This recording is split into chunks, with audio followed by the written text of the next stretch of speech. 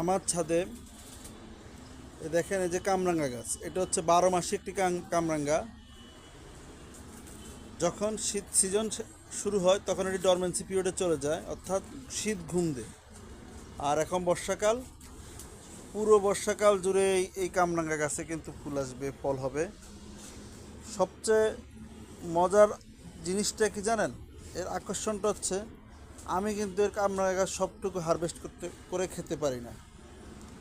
এর প্রধান কারণ হচ্ছে আমার কামরাঙ্গাগুলো টিয়া পাখি এসে খায়, কেটে কেটে নষ্ট করে ফেলে।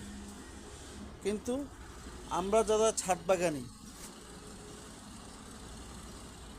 সবাই কিন্তু এই কামরাঙা গাছে প্রত্যেকের একটি করে কামরাঙা গাছ রাখা উচিত, বিশেষ করে কিছু কিছু ফল গাছ রাখা উচিত যা ঔষধি গুণ সম্পন্ন।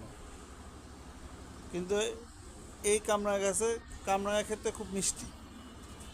এটি নিয়ে বিস্তারিত বড় একটি ভিডিও দিব,